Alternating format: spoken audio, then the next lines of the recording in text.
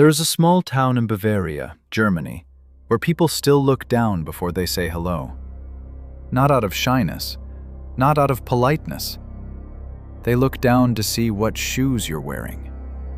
Because in this town, your shoes tell people whose side you're on. The town is called Herzogenaurach. Population, about 23,000. It sits unremarkably in the German countryside, surrounded by farmland and forest. From above, it looks like any other medieval Bavarian town. Church spires, terracotta rooftops, a lazy river cutting through the middle. But look closer. On one side of that river, the three stripes. Adidas.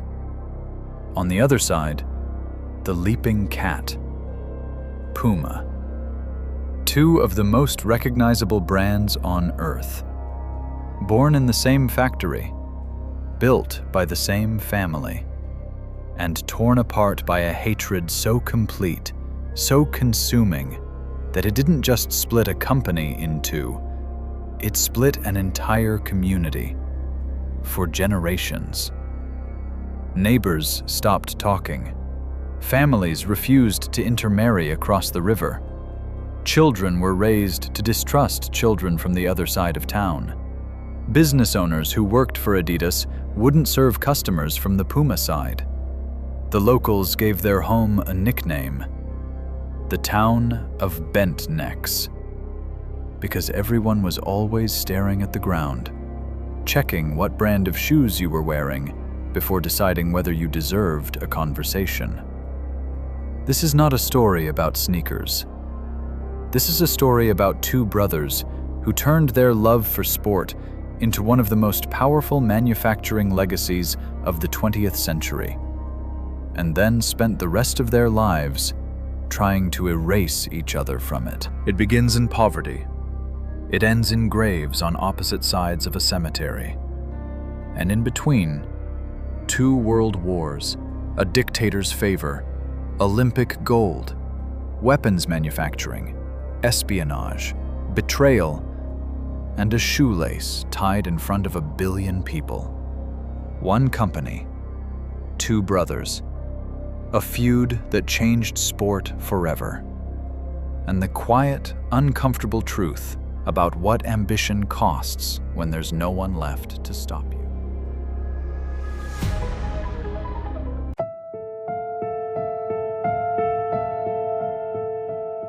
The year is 1898.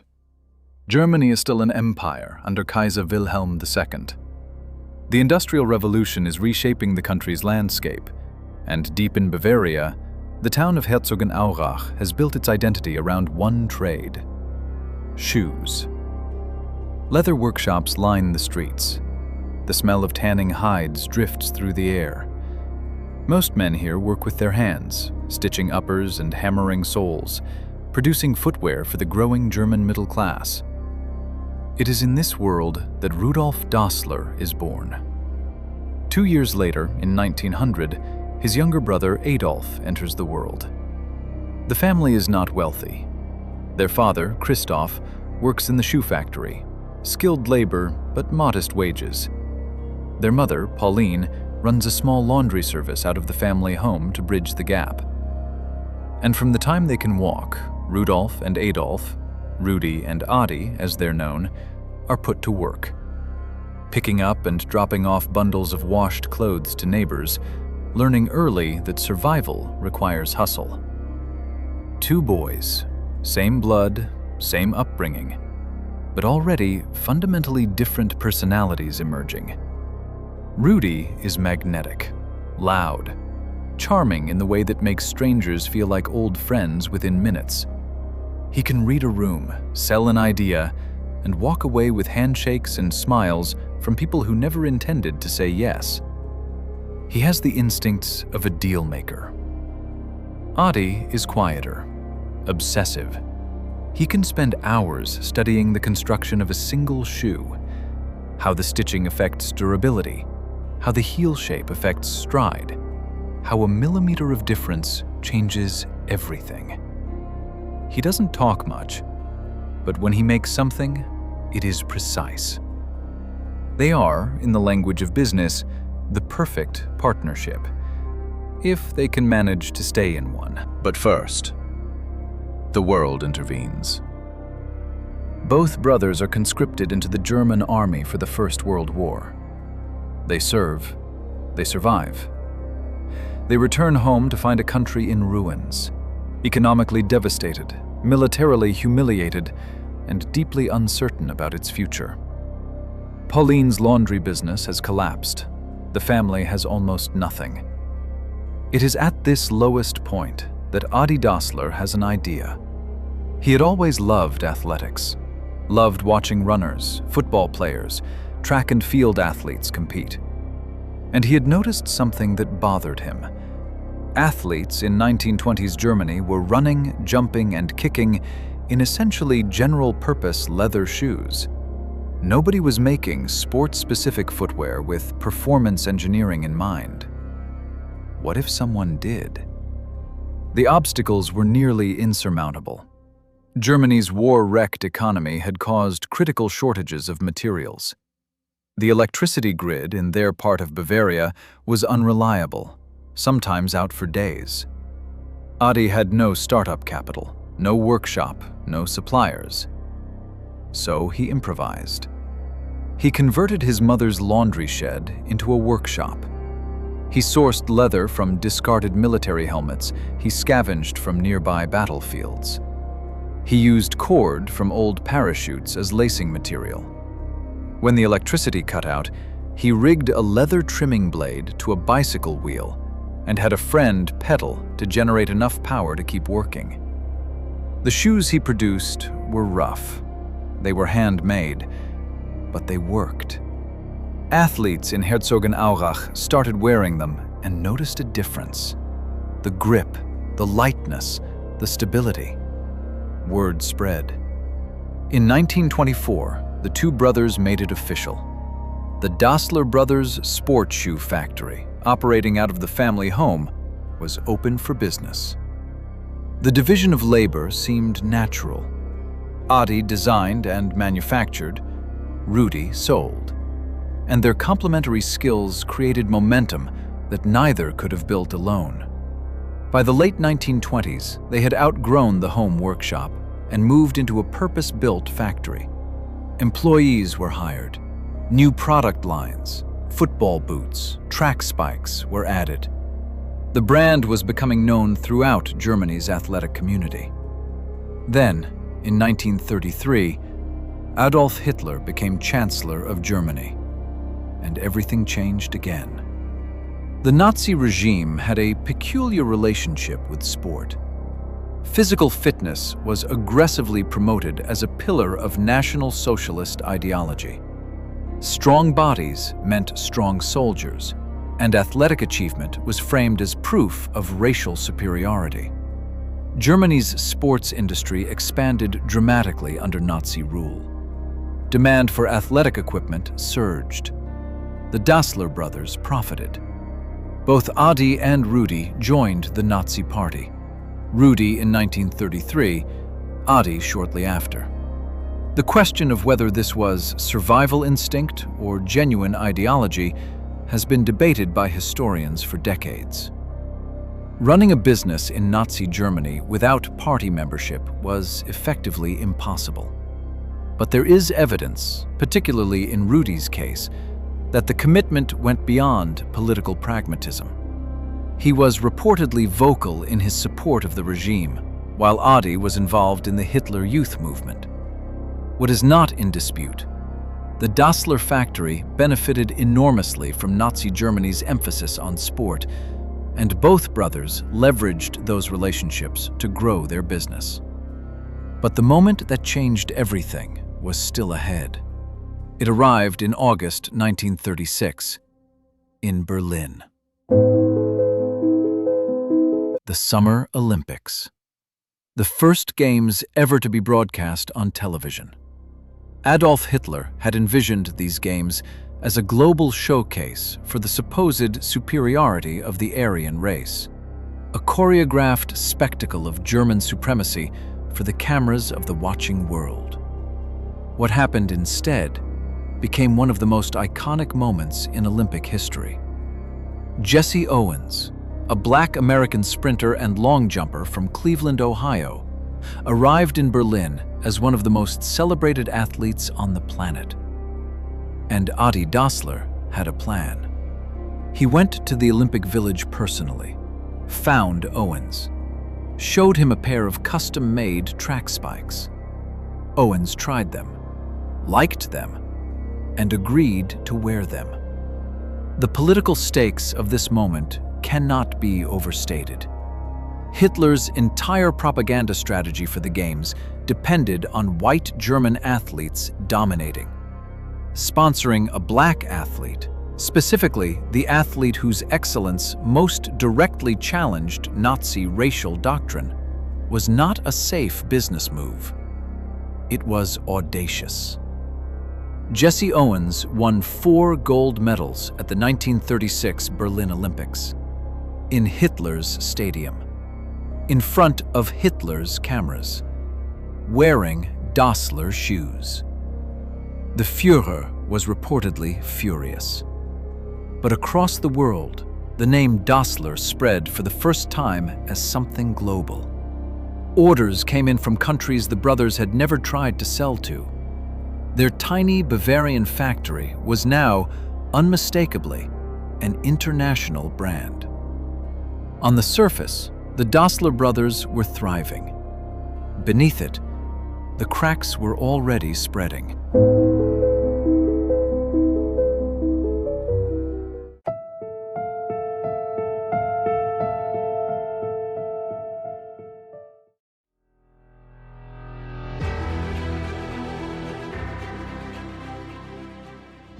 Success, it turns out, is not always unifying. As the Dassler factory scaled, more employees, more machines, more orders, the old clarity of their roles began to blur. Rudi felt his salesmanship was undervalued. Adi felt his designs were the only reason anyone wanted the product in the first place. Each brother privately believed the other needed him more than he was needed in return.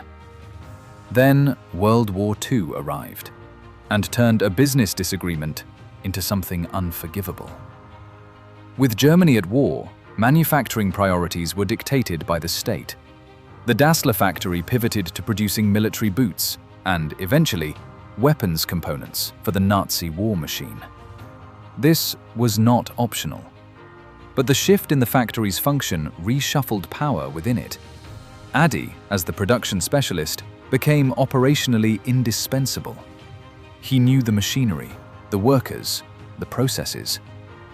Rudi, the salesman, had nothing to sell in wartime and watched his brother's influence inside the company grow while his own diminished. Paranoia set in. Rudi was eventually conscripted and sent to the front lines, while Adi was granted a deferment to continue running the factory.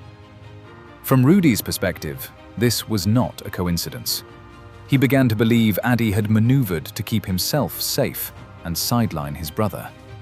He sent letters from the front accusing Adi of trying to seize full control of the company. The accusations multiplied. Rudi claimed Adi had stolen leather intended for the war effort and reported him to Nazi authorities. Adi was briefly detained and interrogated, a potentially life-threatening situation in that political climate. And then came the bomb shelter. During an Allied air raid, Adi and his wife descended into the family basement for shelter. When they arrived, Rudi and his wife were already there. Adi, looking at the chaos overhead, muttered something like, "The bastards are back again." He would later insist he was talking about the Allied bombers. Rudi was convinced, absolutely convinced, that Adi was talking about him. It sounds almost absurd. A misheard sentence in a basement during an air raid becoming the final rupture between two brothers. But that is how it ended. Not with a dramatic confrontation or a legal dispute, but with an ambiguity. A comment in the dark that neither man could ever agree on. After the war, during the Allied denazification process, Rudi was arrested and spent close to a year in a prisoner of war camp due to his known Nazi associations. He grew increasingly bitter that Adi, who had remained in Herzogenaurach, wasn't advocating for his release. When the Americans eventually disclosed that Rudy's detention had been triggered by an informant's tip, Rudy became certain. His own brother had turned him in. When Rudy was released, he testified against Adi during Adi's own denazification proceedings. Adi was investigated on war profiteering charges. Both men were eventually cleared, but neither would ever forgive the other.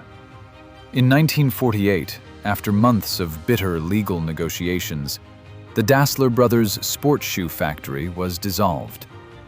Assets were divided. Staff were forced to choose sides. Most technical workers followed Adi. Most sales staff followed Rudy. They registered two separate companies. Adi took his nickname and combined it with the first syllable of the family name. Adi, Das, Adidas. Rudy initially called his company Ruda, his own name, same formula. But within weeks, he changed it. He wanted something with more force, more predatory energy, something that felt like an athlete. He settled on Puma. The river that ran through Herzogenaurach became a border. Adidas on one side, Puma on the other, and a community of thousands of people forced to choose between them.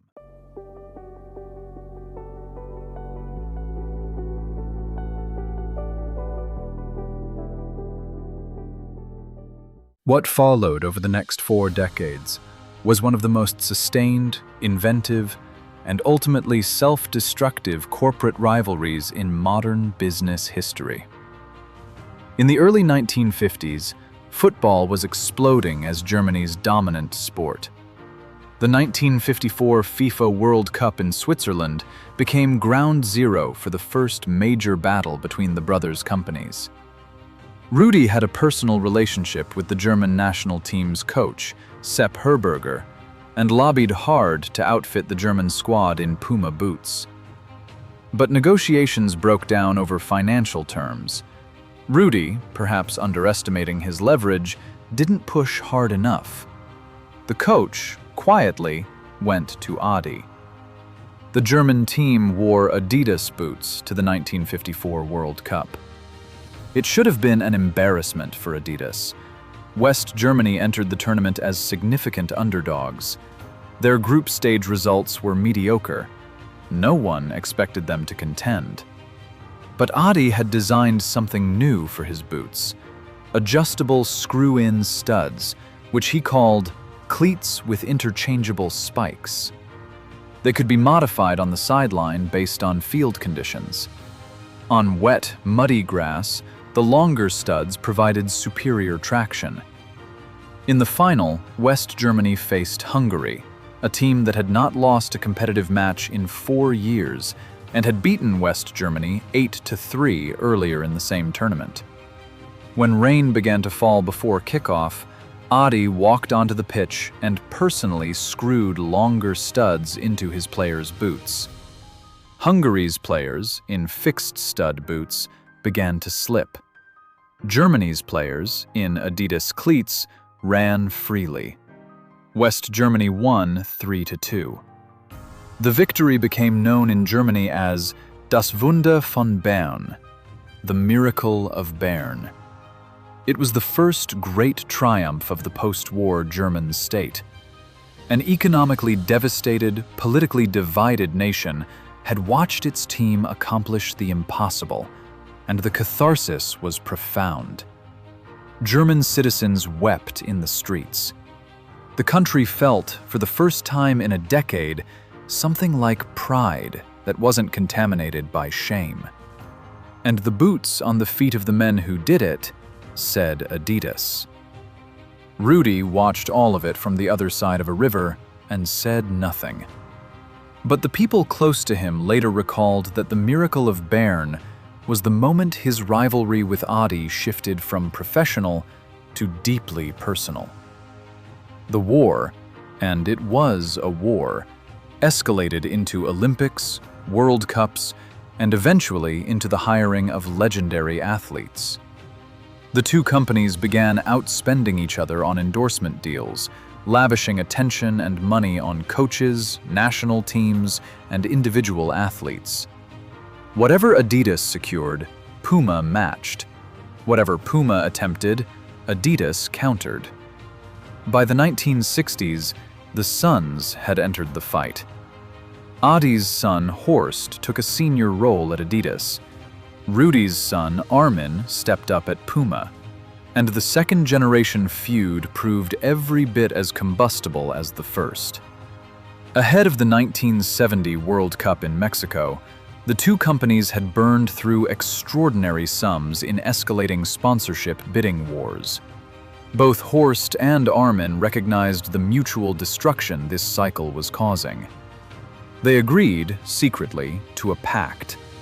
Neither company would attempt to sign Pelé. Pelé, Edson Arantes do Nascimento, was not merely the most famous footballer on earth. He was arguably the most famous athlete in any sport. His endorsement would have been transformative for either brand. But the pact, both men agreed, made rational sense. The bidding war would bankrupt both of them. Pelé was off limits. Then came the World Cup quarterfinals. Cameras trained on Pelé as he took the pitch. Just before kickoff, he held up a hand, asked the referee for a brief pause. He knelt. He untied his boot. Carefully, deliberately, he retied the lace. For the better part of 30 seconds, every camera in the stadium, broadcast to hundreds of millions of television viewers, was pointed at the Puma logo on Pelé's foot. Puma had signed him anyway, in secret, for the then extraordinary sum of $120,000. And getting him to stage a lace-tying moment before kickoff was intentional. One of the earliest planned viral media stunts in advertising history. Pelé went on to help Brazil lift the World Cup, and Puma's global profile exploded overnight. Horst Dassler was reportedly apoplectic. The truce was over. The feud was back. And now it had a new generation to carry it forward.